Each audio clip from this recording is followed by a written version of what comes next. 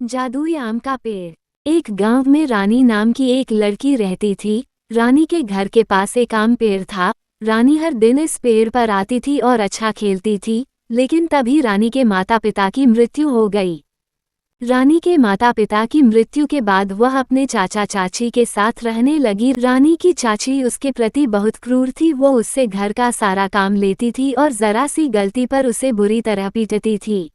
अरे, पूरा फर्श अभी भी गंदा है, यहाँ फिर से झाड़ू लगाओ। लेकिन मैंने 2 बार झाड़ू लगाई और फर्श बिल्कुल साफ है। रानी के ऐसा कहने पर उसकी चाची गुस्सा हो जाती है और उसकी पिटाई कर देती है।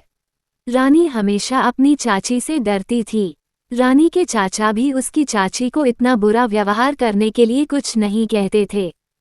रानी अक्सर अकेले बैठकर रोती थी क्योंकि कोई भी उससे प्यार नहीं करता था। उसे अपने माता पिता और उस आम के पेड़ की बहुत याद आती थी। अगर आज मम्मी पापा जीवित होती तो मैं अपने पुराने घर में रहती। मुझे चाचा चाची की बातें नहीं सुननी पड़ती और मैं उस आम के पेड़ के साथ खेलती। एक दिन रानी का जन्मदिन था। वह बहुत खुश थी और खुशी से उछल रही थी। जब उसकी चाची ने उसे इस तरह नाचते हुए देखा तो वह उससे पूछने लगी, अरे, आज तुम इतने खुश क्यों हो? क्या कोई खास बात है? आज मेरा जन्मदिन है इसलिए मैं बहुत खुश हूँ। इसमें खुश होने की क्या बात है? इससे तो अच्छा होता कि तुम अपने माँ बाप के साथ मर जाते। वे हम पर अपना बोझ डालकर दुनिया से चले गए।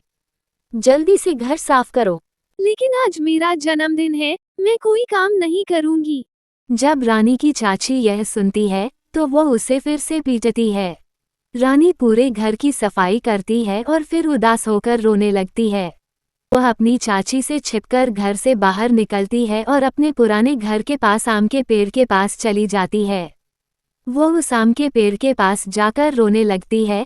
तभी उसे एक आवाज सुनाई देती है, क्या हुआ, तुम रो क्यों रहे हो? रानी हैरान हो जाती है। उसे लगता है कि आवाज पेड़ से आ रही है, लेकिन तभी उसे एक चुड़ैल दिखती है और वह डर जाती है। डरो मत, मुझे बताओ कि तुम क्यों रो रही हो। मैं तुम्हारी मदद जरूर करूँगी।